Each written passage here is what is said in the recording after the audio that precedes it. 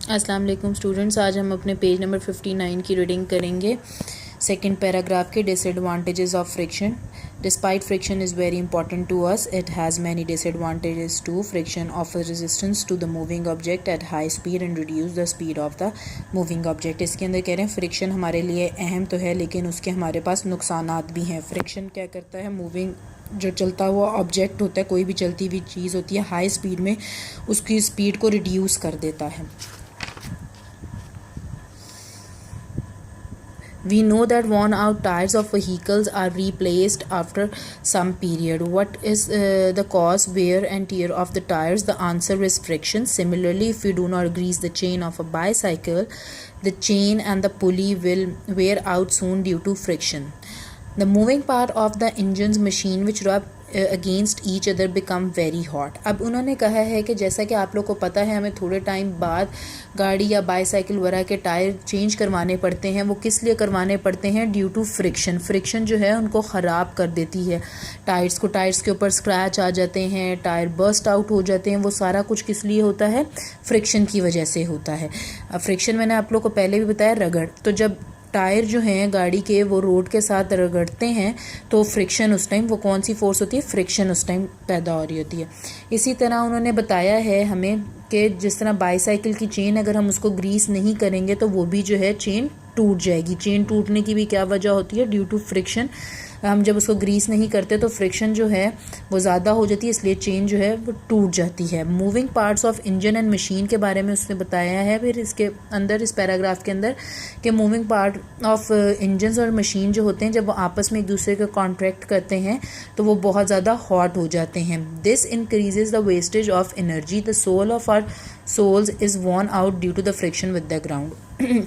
उन्होंने कहा ये चीज़ इंक्रीज़ करती है वेस्टेज ऑफ एनर्जी को, और जो हमारे जूते के अंदर जो सोल होता है, और वो भी हमारा सोल भी इसलिए जल्दी ख़राब हो जाता है, हमारा जूता भी इसलिए ख़राब हो जाता है कि फ्रिक्शन जो है वो ग्राउंड के और जूते के साथ फ्रिक्शन कॉन्ट्रैक्ट में होती है, इसलिए जो हमारे जूते का सोल है वो ख़राब हो जाता है। ये उसके डिसएडवांटेजेस थे, ये इसलिए उन्होंने उसके डिसएडवांटेजेस बताए, उसके नुकसानात बताए हैं फ्रिक्शन के। मेथड्स टू रिड्यूस फ्रिक्शन, अब उसके तरीके बताए जा रहे हैं कि उसको रिड्यूस किस तरह किया जा सकता है। Polishing of surface.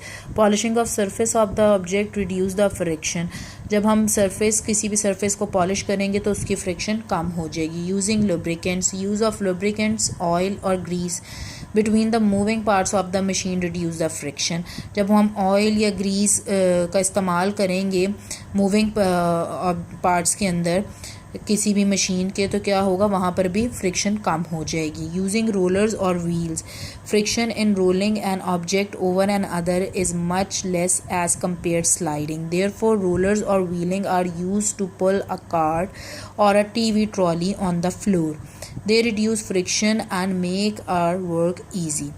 अब वो क्या उन्होंने बताया है कि फ्रिक्शन जो है वो रोलिंग ऑब्जेक्ट के लिए ज़्यादा इजी होती है एज़ कम्पेयर टू स्लाइडिंग। इसलिए हमने देखा है कि जो रोलर्स और व्हील्स लगे होते हैं हमारी टीवी ट्रॉली वगैरह के नीचे इसीलिए लगे होते हैं ताकि हम उनको आसानी से मूव कर सकें। आसानी से मूव इसी तरह होंगे ना जब उनके अंदर फ्रिक्शन कम होगी। अगर स्लाइडिंग होंगे तो फिर बहुत मुश्किल से होंगे, लेकिन रोलिंग आपने देखा है जब रोलर्स लगे होते हैं और व्हील फटाफट हम हाथ भी लगाते हैं तो वो मूव करने लग जाती है टीवी ट्रॉली अपनी जगह से। तो वो इसीलिए होता है क्योंकि उस टाइम फ्रिक्शन कम हुई होती है। Using ball bearings. Ball bearings change sliding friction into rolling friction.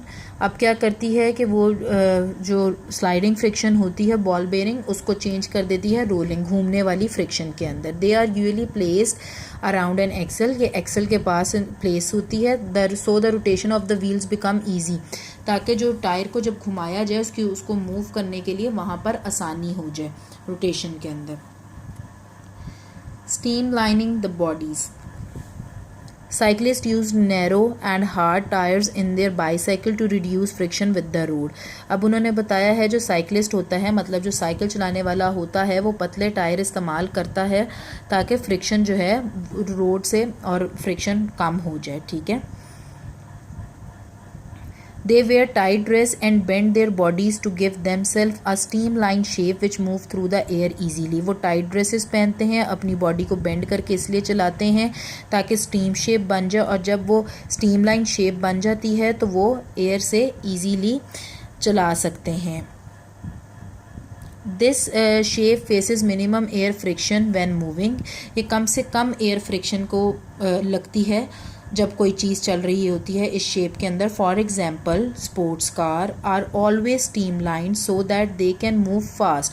अब उन्होंने इसके अंदर स्पोर्ट्स कार की एग्जाम्पल दे दी है कि वो स्टीम लाइंड इसलिए होती हैं क्योंकि वो ताकि तेज़ी से चल सकें। Similarly swimmer also required a streamline shape to reduce the water friction. अब जो स्विमर है, जो स्विम करता है, मतलब पानी में तैरता है, उसको हम स्विमर कहते हैं, वो भी इस तरह की शेप आप पिक्चर में देखें ताकि जो है वाटर फ्रिक्शन कम हो जाए। Aeroplanes, ships, boards have stream shape. उन्होंने बता दिया एरोप्लेन्स की, शिप्स की एंड बोर्ड की स्ट्रीम लाइन शेप होती है and they faces less friction to move, इसलिए उनको जो है कम फ्रिक्शन का सामना करना पड़ता है, उनकी शेप ही ऐसी होती है। अब हम पेज नंबर 62 पर आते हैं जिधर हमारा बिल्कुल अलग टॉपिक स्टार्ट हो रहा है विच इज़ ग्रेविटेशनल फोर्स। अब हम ग्रेविटेशनल फोर्स के बारे में पढ़ेंगे, ये कौन सी फोर्स होती है। We know that when a ball is thrown upward it come back to the earth. वो कह रहे हैं हमें पता है कि जब बॉल को हम हवा में फेंकते हैं तो वो वापस ज़मीन की तरफ होता है। It is easy to go down stair as compare to moving up stair. फिर वो कह रहे हैं हमें पता है कि हमारे लिए सीढ़ियाँ ऊपर की तरफ चढ़ना जो है वो होता है मुश्किल और नीचे की तरफ उतरना जो है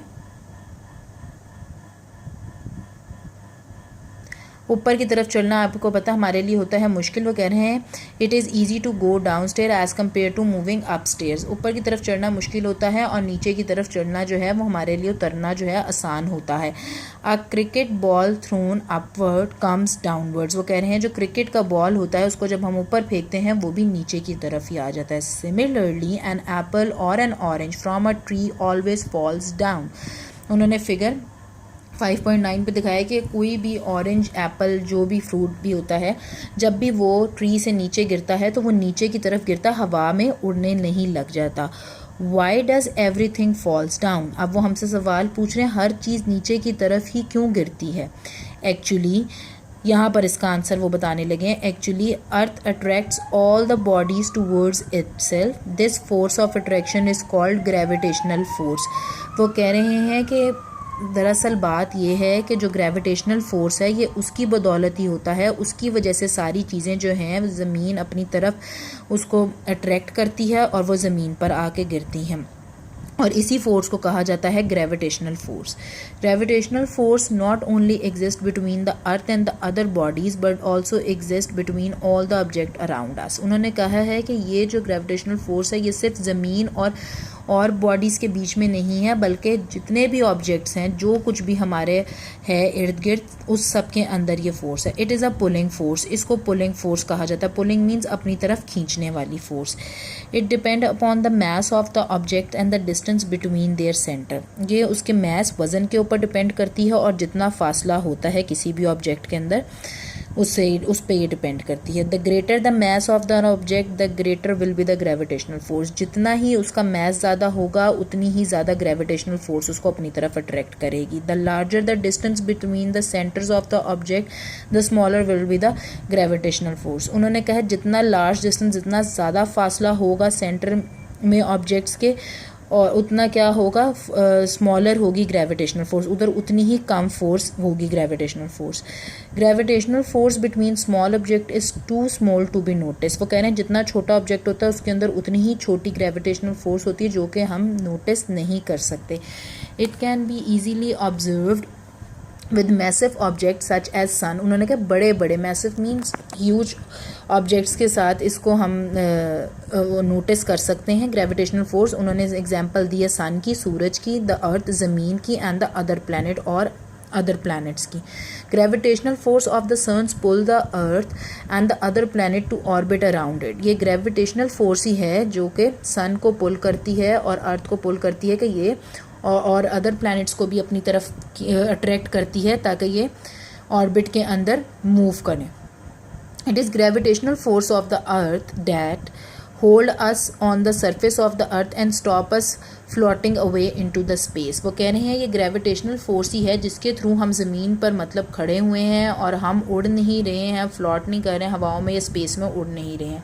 keep the moon revolving around the earth. ये ग्रेविटेशनल फोर्स की वजह से ही जो है हमारा जो मून है वो अर्थ के इर्द गिर्द घूम रहा है। मूविंग, देखें, moon revolving around the earth picture में भी दिखाया है उन्होंने। अर्थ ग्रेविटेशन वो दिखाया कि ज़मीन पर जिस तरह इसी फोर्स की वजह से हम ज़मीन के साथ खड़े हुए हैं, उड़ नहीं रहे हैं। Makes rainfall on the earth, बारिश जो होती है इसी फोर्स की वजह से ज़मीन पर आके गिरती है क्योंकि ये अपनी तरफ अट्रैक्ट कर रही होती है। Makes the river flow down the stream, reverse को भी इसी वजह से, रिवर का भी जो पानी है वो नीचे की तरफ ही आके गिरता है क्योंकि ये फोर्स उसको अपनी तरफ अट्रैक्ट कर रही होती है। Thank you.